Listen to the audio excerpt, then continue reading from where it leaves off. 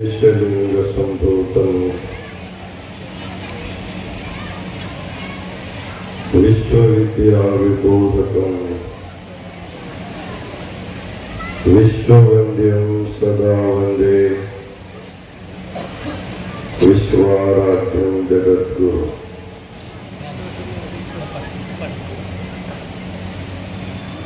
उदयगिरीच्या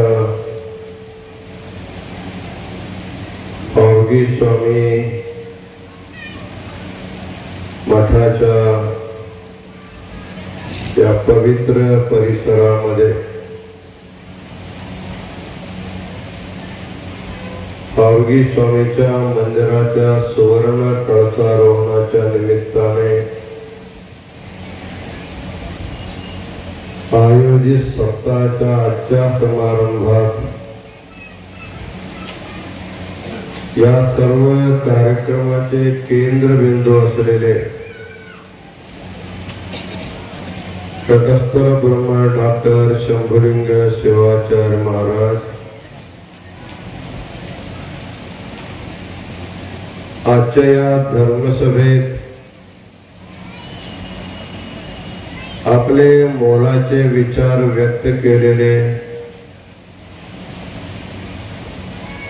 मांजर सुंभाचे तटस्थ ब्रह्मा डॉक्टर विरूपाक्ष शिवाचार्य महाराज,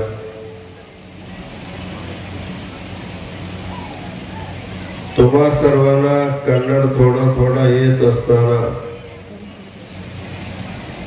कन्नडमध्ये धर्मसंदेश दिलेले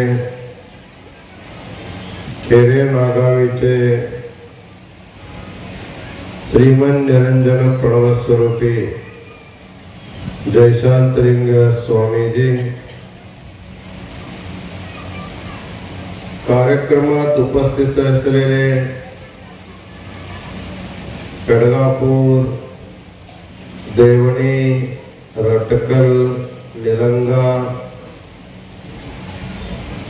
उडगी आणि या कार्यक्रमामध्ये वेदघोष केलेले आपले तटस्थ ब्रह्म ज्ञानसिद्ध ओंकार शिवाचार्य महाराज, सभेत उपस्थित असलेले निटोरे सावकार आणि समस्त राजकीय मंडळी, अन्नदाते, पारायणात सहभागी घेतलेले समस्त सद्भक्तगण आणि माता,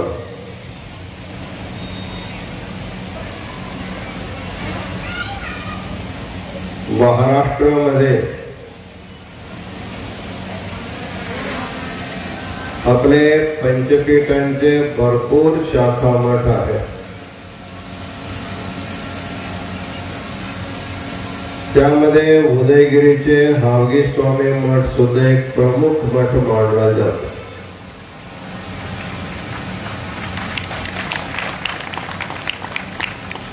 तपो सिद्धांचा हा मठ आहे। या मठाचे मूळ पुरुष ज्यांना तुम्ही हावगी स्वामी म्हणता,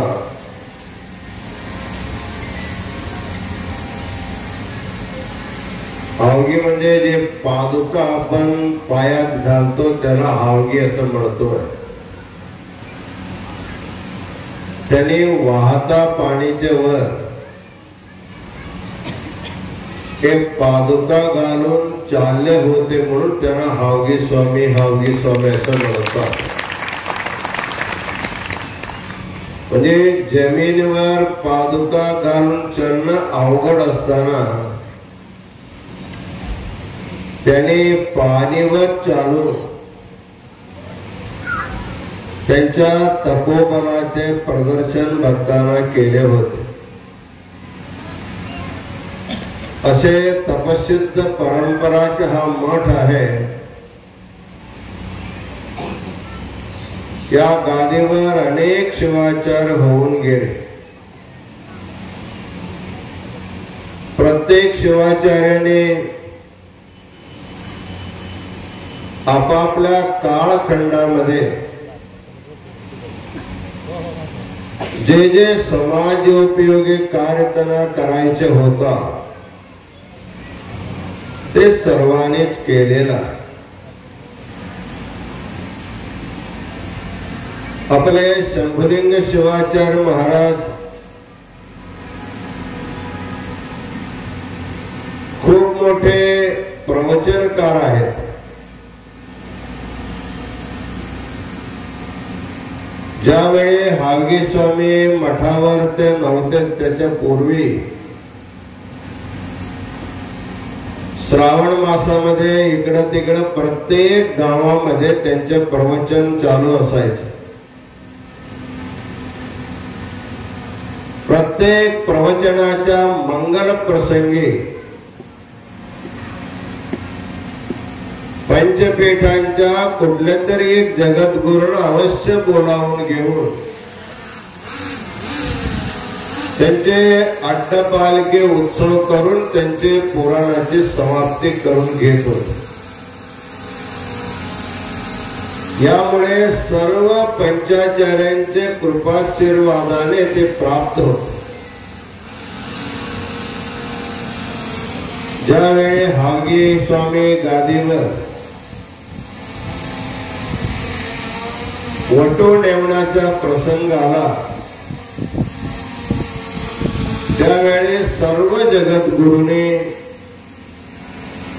एक मताने त्यांना मंगलाशीर्वाद केल्यामुळे त्यांच्या वैभवाने पट्टाभिषेक संपन्न झाला. मोठ्या गादीवर बसणं हे मोठा काम नाही. गादी जेवढं मोठा असतो तेवढं मोठा काम त्यांनी केलं पाहिजे. तेव्हाच त्या गादीचा मान आपण राखू शकतो. या गादीवर आल्यानंतर महाराजांना बिलकुल मराठी येत नव्हता. आता सुद्धा कन्नड मिक्सच बोलतात. केव्हा कन्नडी बोलतात केव्हा मराठी बोलतात त्यांना काही कळतच नाही. परंतु तुम्हाला सगळं कळतं. आणि कन्नड मिक्स असल्यामुळे थोडा खिचडी सारखा चांगलाच वाटत. आम्ही सुद्धा खिचडी बोलत बोलत आलो महाराष्ट्रामध्ये.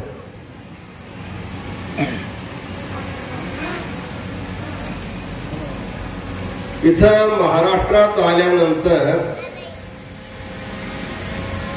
एक परमरहस्य पारायण आणि शिवनाम सप्ताहाचा कार्यक्रम प्राय अहमदपूरचे शिवलिंग शिवाचार्य महाराज यांनी खूप मोठ्या प्रमाणामध्ये इथं वाढवले होते.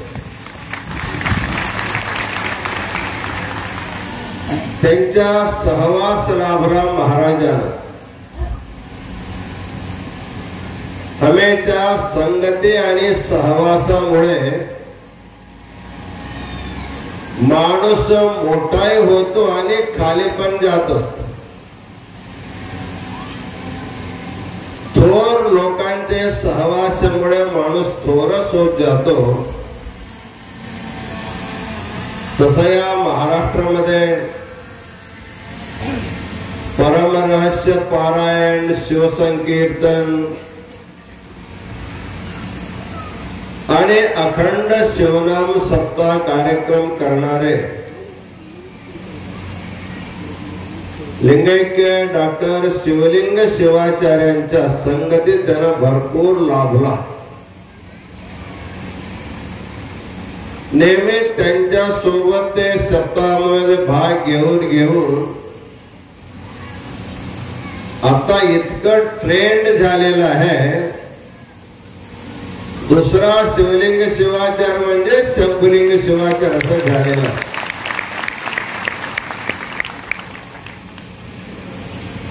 आम्हाला फोनवर संपर्क केला महाराजांनी. हावगी स्वामी मंदिरावर सुवर्ण कळसारोहण करण्यासाठी आम्ही एक मोठ्या प्रमाणामध्ये शिवनाम सप्ताह आणि परमरहस्याचे पारायण कार्यक्रम घेतलेला आहे. त्यासाठी आपण 1-2 दिवसासाठी अवश्य यावं आपण त्यांनी विनंती केला. आम्ही या मे महिन्यामध्ये कुठलाही कार्यक्रम न घेता एक ठिकाणी बसून आम्ही ग्रंथ लेखन करत होतो. महाराजांचे खूप आग्रह झाला. भरपूर मोठा कार्यक्रम आम्ही घेतलेला आहे. येण्यासाठी विनंती केल्यानंतर आम्ही लेखनीला 2 दिवस विराम देऊन इथं आलो.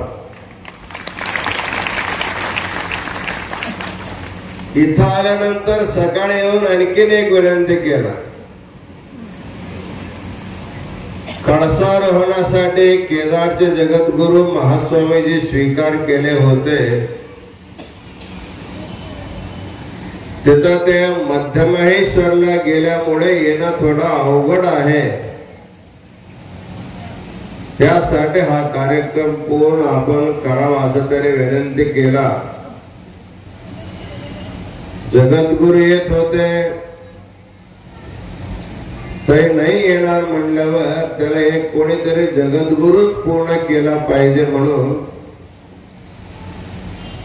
आम्ही त्याला विनंतीला मान दिलेला आहे आणि ते कार्यक्रम पूर्ण करणार.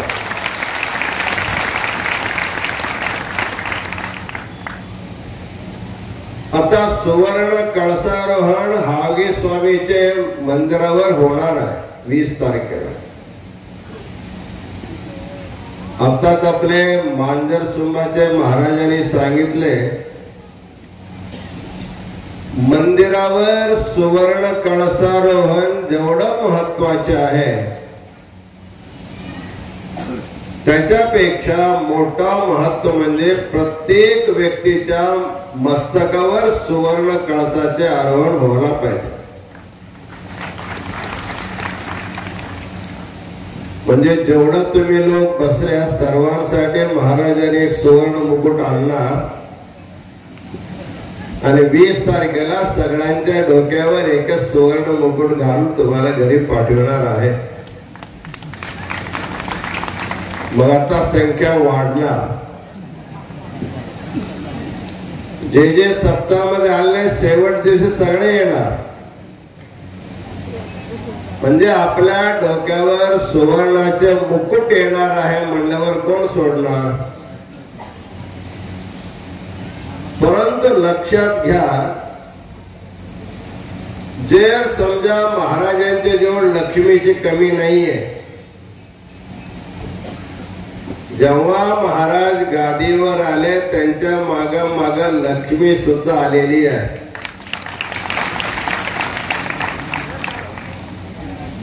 आपले हिरे नागावीचे महाराज म्हणाले, हागे स्वामीचे मठ यापूर्वी सुद्धा आम्ही बघितलं होतं. आता सुद्धा शंभुलिंग शिवाचार्यांच्या काळातला हागे स्वामी मठ आम्ही पाहतो. त्या काळातल्या मठापेक्षा आजचे मठाचे वैभव वाढलेला असं ते सांगतात. तुम्हाला सुद्धा कळतच आहे. म्हणजे शंभुलिंग शिवाचार्यांचे भाग्यामध्ये मोठी लक्ष्मी असल्यामुळे ते जे जे कार्यक्रमाचे आयोजन करतात त्याला काही कमी पडणार नाहीये. समजा योगायोगाने जेवढं लोक तुम्ही भाग घेणार आहे त्या सर्वांच्या डोक्यावर जे सोन्याचा मुकुट महाराजांनी जर दिला सध्या तरी तुम्हाला आनंद होणारच आहे. परंतु ते सुवर्ण मुकुट तुम्ही घेऊन जाणार आहे का. ज्यावेळी तुम्हाला हा लोक सोडावा लागतो त्यावेळी महाराजांनी दिलेले सुवर्ण मुकुट तुम्ही घेऊन जाऊ शकता का. नाही जाऊ शकता. म्हणून महाराज तुमच्या डोक्यावर असं मुकुट देणार आहे, ज्ञानाचं मुकुट, जे मुकुट तुम्ही कुठेही गेले तर तुमच्या सोबतच येणार असं मुकुट तुमच्या डोक्यावर शाश्वत रूपेने असावा, या उद्देशाने एक सप्ताहात्मक कार्यक्रम महाराजांनी घेतले. त्या कार्यक्रमामध्ये अनेक मोठे मोठे शिवाचार्य येणार आहे, येऊन गेलेला आहे, आणि मोठे मोठे विरक्त मठाचे मठाधिपती पण येणार आहे.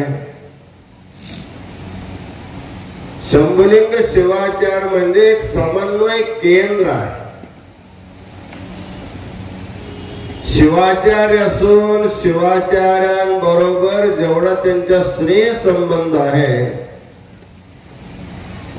तेवढंच विरक्त मठाचे मठाधिपती बरोबर तेवढं त्यांचा स्नेह संबंध आहे. म्हणजे विरक्त परंपरा वेगळी, शिवाचार्य परंपरा वेगळी असं नाहीये. जसं एका झाडावर दोन फांदे जर निघाले तर एकच झाडाचे असतात, तसं वेगळे वेगळे कार्याच्या निमित्ताने शिवाचार्याने धार्मिक संस्कार द्यावा, निरंजन मूर्तीने त्यांना ज्ञानोपदेश करावा, असं क्रिया आणि ज्ञान. जसे एक पक्षी आकाशात उडण्यासाठी त्याला दोन पंख लागतो, तसं वीरशैव धर्मामध्ये ज्ञान आणि कर्म हे मोक्षासाठी दोन्ही समान समान त्याचे अधिकार आहे. म्हणून शिवाचार्य सर्व धार्मिक कार्यक्रम करून लोकांना सुसंस्कृत करणार. निरंजन मूर्तीने त्यांना षटस्तर ज्ञान, आत्मज्ञान, ओंकाराचे ज्ञान देऊन त्यांना ज्ञानी करणार. असं ज्ञानाचे आणि क्रियाचे विभागणी करून दोन परंपरा झालेल्या आहे. त्या दोन्ही परंपराचे समन्वय सभा उदगीर मध्ये सर्वांना बघायला दिसत आहे. या निमित्ताने महाराजांनी तुम्हाला एक शिवनाम सप्ताह घेतलेला आहे. शिवनामाची महिमा किती आहे, शिवपाठावरून तुम्हाला सगळं कळतं. परंतु एक सुभाषितकाराने सांगितलेलं आहे, शतम विहाय भोक्तव्यम सहस्रम स्नानमाचरेत, लक्षम विहाय दातव्यम कोटिम त्यक्त्वा शिवम स्मरेत. कुठल्या कार्याचे किती महत्व आहे हे सांगतात. पहिले सांगितले शतम विहाय भोक्तव्यम, 100 काम सोडायच्या अगोदर जेवण करा असं सांगितलं. 100 काम सोडून द्या, बाजूला ठेवा, पहिले जेवण करा. मग महाराजांनी सांगितले आपले सूचनामध्ये, ज्यांना बसायचे बसा, ज्यांना जायचे जेवा जेवायला. आम्हाला वाटलं आता लोक उठून जातील म्हणून, परंतु कोणी गेलेले नाही. जेवण महत्वाचे आहे. म्हणजे वेळेवर प्रत्येक व्यक्ती जेवण केलं पाहिजे. अन्नमयम्य सौम्य मना, आपला जो मन तयार होतो अन्नानेच तयार होतो. आपला जो शरीर आहे अन्नमय कोश आहे. तुम्ही जर या देहाला वेळेवर अन्न पाणी नाही दिले तर हे अशक्य होणार, तुमची बुद्धी सुद्धा वीक होणार.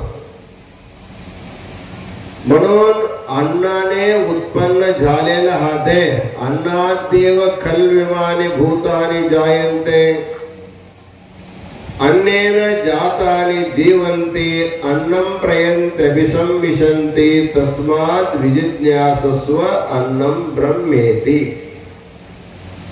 खरे अर्थाने पहिला ब्रह्म म्हणजे अन्नच आहे.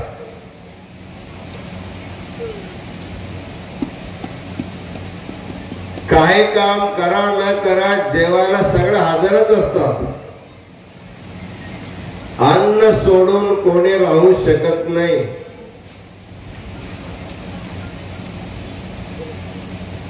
म्हणून मराठीमध्ये सांगितले पहिला पोटोबा,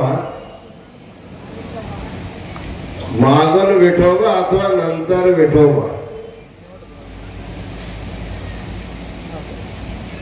म्हणजे अन्न खाऊन शरीर स्वस्थ असले तर बाकी कर्म आपण करू शकतो. म्हणून मीराबाई सांगितलेलं आहे, भूके भजन नाही भई गोपाला लेले तेरी कंठी माला. जर तुम्हाला जेवण चाय पाणी न करता जर तुम्हाला हातात टाळ देऊन तंबोरा देऊन जर भजनाला बसविले तर तुम्ही किती वेळ बसणार. म्हणून अन्न सर्वात देहासाठी महत्वाचे म्हणून सांगितले. शतम विहाय भोक्तव्यम म्हणजे 100 काम सोडा, अगोदर प्रसाद अथवा जेवण काम. पुढे सांगतात सहस्रम स्नानमाचरेत म्हणजे 1000 काम बाजूला ठेवा, अगोदर अंघोळ करा, स्नान करा म्हणतात. म्हणजे स्नान केल्याशिवाय जेवण करायचं त्याचा अर्थ आहे. उठल्या उठल्या बरोबर शौच वगैरे करून अगोदर अंघोळ केलं पाहिजे. स्नान,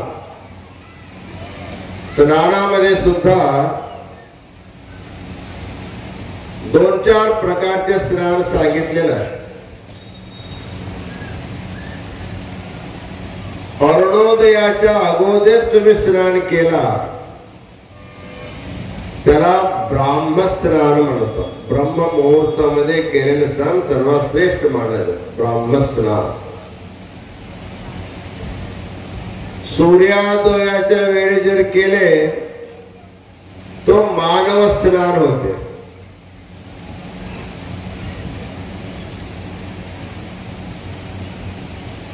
सकाळी 8च्या अगोदर केले तर ठीक आहे, 8च्या नंतर केले तर त्याला पैशाचिक स्नान म्हणतात, पिशाची सारखं. म्हणून कमीत कमी जे तुम्हाला ब्राह्मस्नान झालं तर सर्वात उत्तम आहे. नसेल तर आम्ही मानव आहोत, मानवी स्नान तरी आपण केलं पाहिजे. म्हणून सहस्रम त्यक्त्वा स्नानमाचरेत 1000 काम सोडून स्नान करा म्हणतात. तिसरं आहे लक्ष्यम विहाय दातव्यम 1,00,000 काम बाजूला सोडा, पहिले सत्पात्रामध्ये दान करा.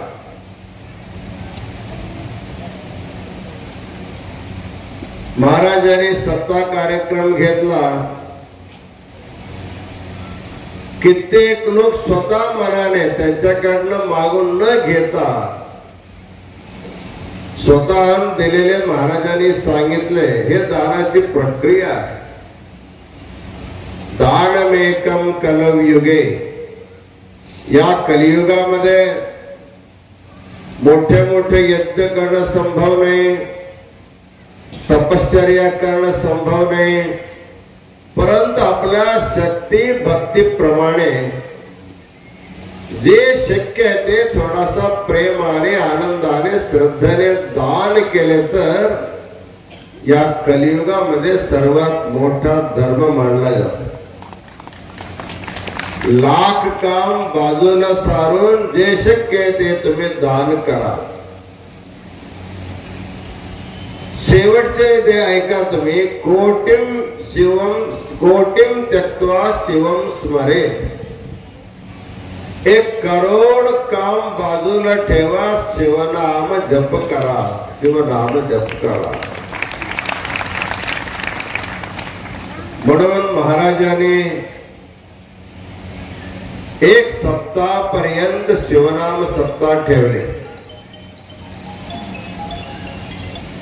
शिवनाम म्हणजे सर्व नामामध्ये श्रेष्ठ आहे आणि सर्व रोगांवर श्रेष्ठ रसायन त्याला आपण मानतो. शिवनाम खूप मोठाने 2 अक्षराचे नाव आहे, शिव. परंतु शब्द खूप लहान आहे, त्याचा अर्थ मात्र खूप मोठा आहे. एका सुभाषितकार सांगतात, ज्यावेळी तुम्ही सी म्हणता, सी, त्यावेळी तुमच्या तोंडातून हवा बाहेर जातो. ज्यावेळी म म्हणतात त्यावेळी तुमचे ओठ बंद होतात. शिकारोच्चार मात्रेण बहिर्निर्यांति पातकाः. ज्यावेळी तुम्ही शिवनाम उच्चारण करण्यासाठी सी म्हणतात त्यावेळी तुमच्या तोंडातून जे बाहेर हवा जातो त्याच्या सोबत तुमचे सगळे पाप बाहेर जातात. शिकारोच्चार मात्रेण बहिर्निर्यांति पातकाः. सी नंतर तुम्ही म म्हणणार, व म्हणणार, शिव म्हणणार. व म्हणल्याबरोबर तुमचे ओठ बंद होतात. बाहेर गेलेले पाप पुन्हा आत येऊ नये म्हणून तो कवाट बंद करतो व बंद करून टाकतो. बाहेर गेलं पण आत येत नाही. एका घरामध्ये सगळे झोपले असताना तो चांगला काळ होता, चोरी वगैरे होण्याची समस्या नव्हती. पूर्वी काळामध्ये घराला दरवाजेच नसायचे. अजून सुद्धा आपल्या महाराष्ट्रामध्ये एक गाव आहे शिखर शिंगणापूर, शनी शिंगणापूर, शनी शिंगणापूर. त्या शनी शिंगणापूर मध्ये चौकट आहे, परंतु फडका नाही त्याला लावत नाही, दार बंद करायचं. म्हणजे शनीच्या एवढं भीती आहे. जर कोणी चोर घेऊन गेले तर गावच्या बाहेर तो जाऊ शकतच नाही. तसं एक काळ होता. घरचे लोक दार बंद केले नाही, सगळे झोपले होते. एवढा सत्य काळामध्ये सुद्धा एकाच्या मनामध्ये चोरी करण्याचा दुर्विचार आला. आत घरी दुसरा सगळं बंद उघडच होता. सगळा गोळा केला. गोळा करून आता क्या डोक्यावर घेऊन जाणारच होता. त्यावेळी घरच्या लोकांना जागा झाला, लागलं, उठले, लगेच त्याला धरले. तो विचार काय करतो? तो म्हणला मी चोरी करतो. आमच्या घरात कशाला आला? तुमच्या दार उघडा होतो म्हणून आलो. पण त्यांच्या सगळ्याकडनं त्यांचे घेतलेले चोरी सामान घेतले, त्याला बाहेर हाकलून दिले. हाकलून दिल्यानंतर पुन्हा चोर येऊ नये म्हणून दार घट्ट बंद करून टाकले. बाहेर गेलेला चोर येऊ नये म्हणून. तसं आपल्या मनामध्ये सुद्धा पापरूपी चोर भरपूर आहे. मनुष्य कळत न कळत शरीरातील सर्व इंद्रियापासून पाप करत असतो. ते पाप बाहेर काढल्याशिवाय आपली जीवनाची पवित्रता होत नाही. म्हणून शास्त्रामध्ये सांगितले शिकारोच्चार मात्रेन बहिर्निर्यांति पातकाः पुनरागम भीत्या ही वकारो कवाटवत। जसे दार बंद करून झोपल्यानंतर निर्भीतपणा असतं, तसं शिकार उच्चारण गेलेले पाप बाहेर येऊ नये म्हणून जर आपण असे ओठ बंद केले म्हणजे वापस येणार नाही। असं शिव शिव शिव शिव म्हणत असताना सी म्हणताना पाप बाहेर जाणार, व म्हणताना कवाट बंद होणार, सी म्हणताना बाहेर जाणार, असं म्हणजे सगळे बाहेरच जाणार, बाहेर गेलेले पाप आत येणार नाही। म्हणून तुमच्या जन्म जन्मांतरातील पाप सगळे नाहीसे होऊन तुम्ही पुण्यात्म व्हावं म्हणून महाराजांनी 7 दिवस अखंड शिवनाम सप्ताह इथं ठेवलेला। शिव या शब्दामध्ये जरी 2 अक्षर असला,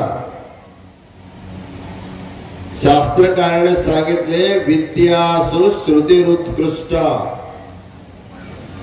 रुद्रैकादशनी श्रुतौ तत्र पंचाक्षरी तस्याम शिवैत्यक्षरद्वयम्। 14 प्रकार विद्या सांगितलेला आहे।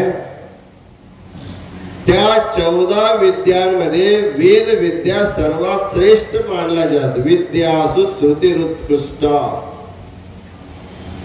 रुद्रैकादशनी श्रुतौ, तो 4 वेदांमध्ये तुम्ही रोज जे पारायण करता रुद्राचा, तो पारायण करणारा रुद्र जो आहे तो 4 वेदांचे सार मानला जातो।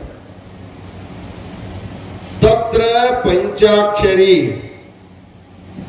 त्यामध्ये ज्यावेळी तुम्ही 8व्या अनुवाकाचा अनुवाद करता नमः शिवायच, त्या 8व्या अनुवाकामध्ये हा शब्द म्हणजे मंत्र आलेला आहे।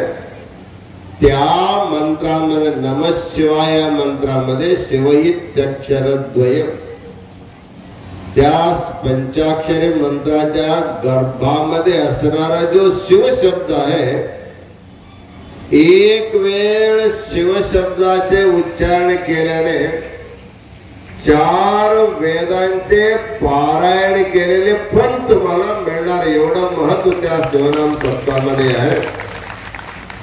म्हणून महाराजांनी देवाच्या मंदिरावर सुवर्ण कळसारोहण करण्याच्या अगोदर तुमच्या सर्व भक्तांच्या मस्तकावर ज्ञान कळसारोहण करण्यासाठी एवढा मोठा कार्यक्रम केलेला आहे। आता तुमचे भूक लागले, आता जास्त वेळ बसवायचे कारण नाहीये, परंतु जेवढं ज्ञान महत्वाचं तेवढं जेवण सुद्धा महत्वाचे आहे। पुन्हा संध्याकाळी तुम्हाला सत्संगामध्ये भाग घ्यायचे, म्हणून प्रत्येकाने कार्यक्रम संपेपर्यंत होणाऱ्या सर्व कार्यक्रमामध्ये जेवढं श्रद्धेने भाग घेतात तेवढं फळ तुम्हाला अधिक मिळणार, एवढं सांगून सर्वांना शुभाशीर्वाद देऊन आम्ही आपले आशीर्वचन पूर्ण करीत आहोत। ओम शांती शांती शांती।